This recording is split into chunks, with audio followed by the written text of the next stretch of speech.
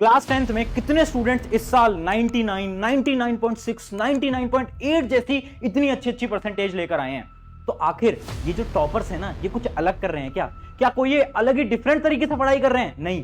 क्या ये कोई अलग ही किताब फॉलो कर रहे हैं? नहीं। क्या इनके पास कुछ स्टडी टेक्निक्स हैं, स्टडी स्ट्रैटेजीज हैं? नहीं। तो फिर आखिर ऐसा क्या है कि इनकी इतनी अच्छी परसेंटेज आ रही है? मैं बताऊं, इतने सारे टॉपर्स से बात करने के बाद मुझे पता चली 5 हैबिट्स। ये 5 हैबिट्स हैं जिनकी मदद से ये लोग 99, 99.4, 99.8 जैसी परसेंटेज लेकर आ रहे हैं। सो हाय एवरीवन, मेरा नाम है Prashant, mentor of thousands of students. देखो, अभी से कुछ समय पहले आपके जो सीनियर्स हैं उन सभी का आया क्लास 10 का रिजल्ट। अब जब रिजल्ट आया तो हमने लिए हमारे टॉपर्स के इंटरव्यू, जो कि हमसे पढ़े थे, चाहे वो पेड बैचेस के अंदर हो। कुछ स्टूडेंट्स ऐसे थे जो कि हमसे यूट्यूब पे पढ़े थे, बहुत सारे स्टूडेंट्स थे।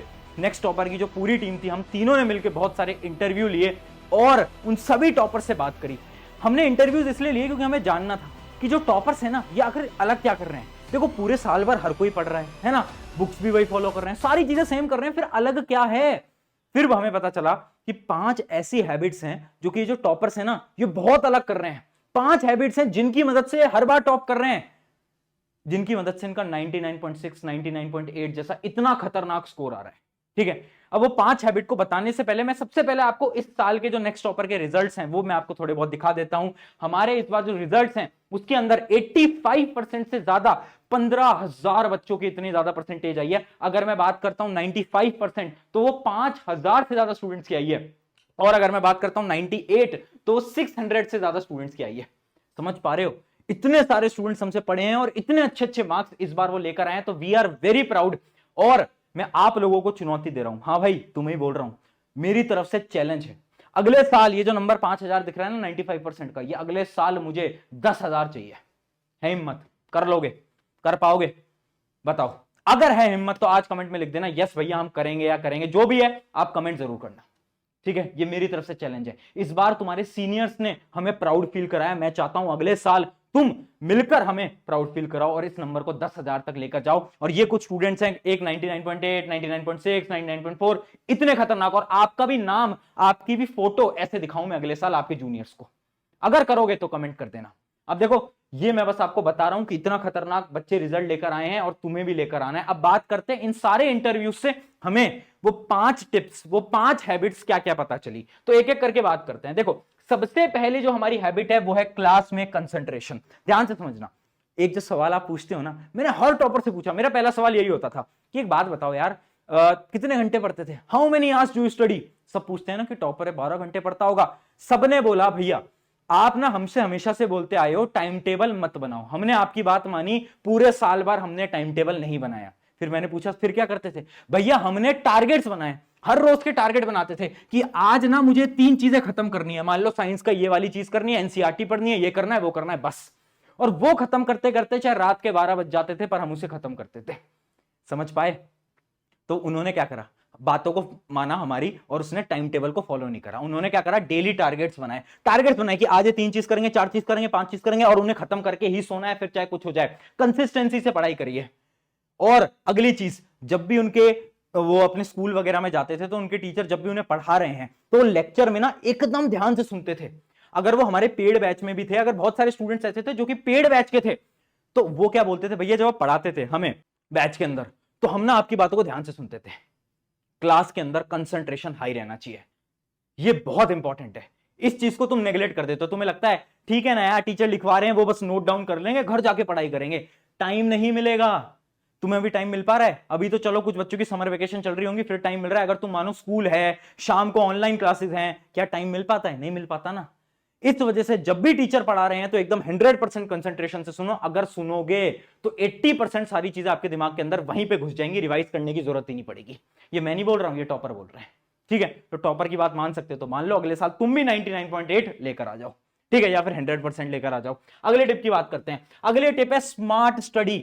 बहुत सारे बच्चे बोल रहे हैं भैया हमने स्मार्ट स्टडी करी। मैंने बोला कैसे करी स्मार्ट स्टडी, ये तो बता दे भाई। तो उसने क्या बताया, ध्यान से सुनना, एक बड़ा इंटरेस्टिंग स्टूडेंट था 99.2, उसने बताया स्मार्ट स्टडी करने का सही तरीका। उसने क्या बोला, भैया लोगों को यह लगता है कि ये जो यूट्यूब है ना, ये जो यूट्यूब है ना, वाईटी यूट्यूब, इससे पढ़ाई नहीं की जाती, बट भैया इसको मैंने बहुत अच्छी तरीके से यूटिलाइज करा। मैंने पूछा कैसे करा?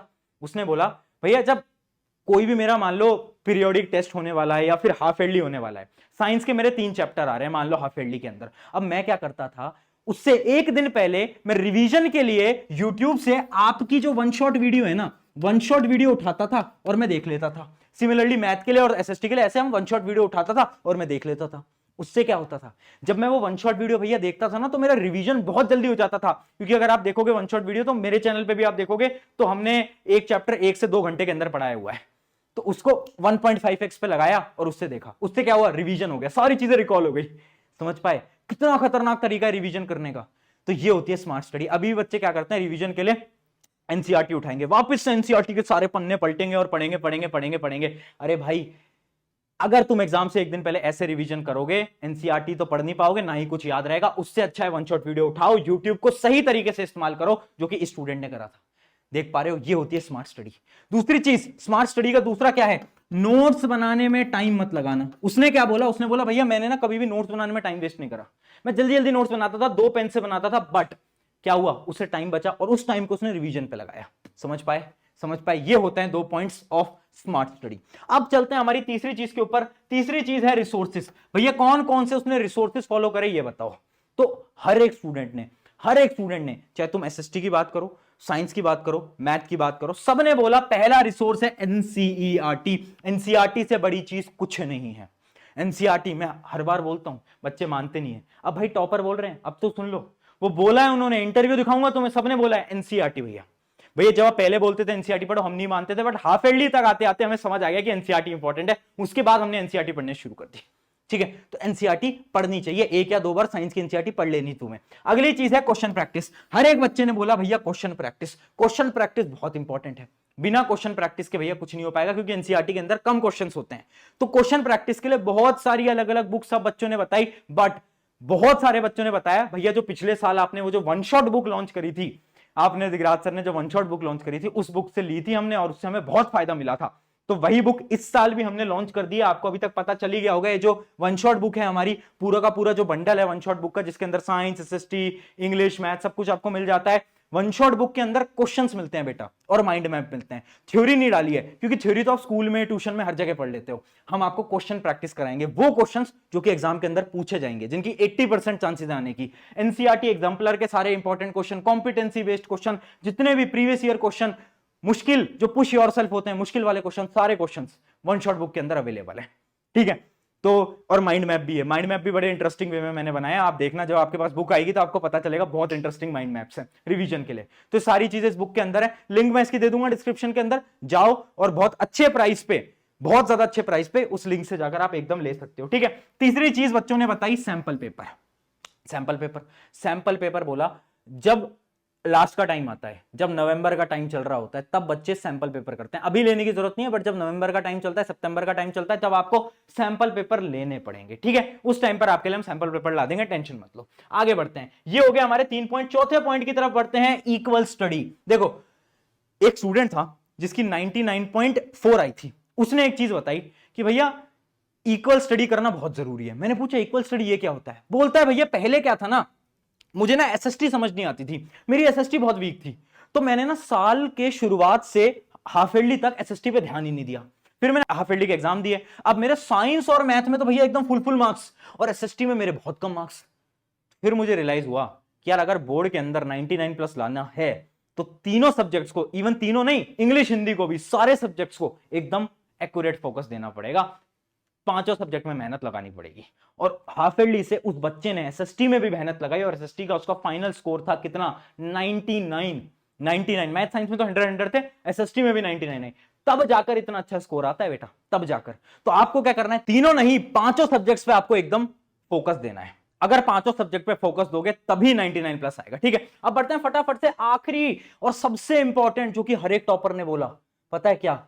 मैंने पूछा यार तुम डिमोटिवेट नहीं होते थे क्या?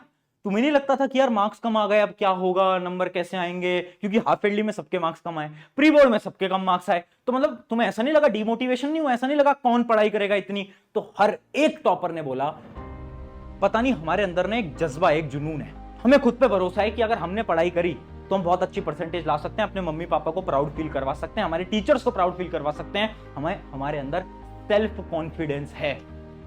बेटा देखो, एक एवरेज और एक टॉपर के अंदर ना एक डिफरेंस सबसे बड़ा है, सेल्फ कॉन्फिडेंस। याद करो बचपन में जब तुम सेकंड थर्ड क्लास के अंदर थे, टॉप करते थे ना, टॉप 3 के अंदर आते थे ना, याद करो उस टाइम पर तुम्हारे अंदर एक आग थी, एक जुनून था टॉप करने का। तुम्हारे अंदर एक आग जलती थी कि हाँ यार करके दिखाना है। तुम्हारे सपने कितने बड़े बड़े थे ना उस टाइम पे, चाहे पढ़ाई की बात हो या फिर कोई भी कंपटीशन हो, रेसिंग कंपटीशन, डांसिंग कंपटीशन, तुम सब में अपना बेस्ट देते थे। क्यों? क्योंकि तुम्हारे अंदर एक भूख थी, तुम्हें जिंदगी में कुछ करना था। छोटे थे बट हिम्मत बहुत थी। अब वो जो आग है ना वो बेटा कहीं ना निकल गई है तुम्हारे अंदर से। जैसे जैसे तुम बड़े हुए हो ना वो आग खो गई है, उसे ढूंढना पड़ेगा। उस आग को खोजो। वो जब छोटे से बच्चे थे वो जो अंदर जो फायर थी उसको ढूंढो।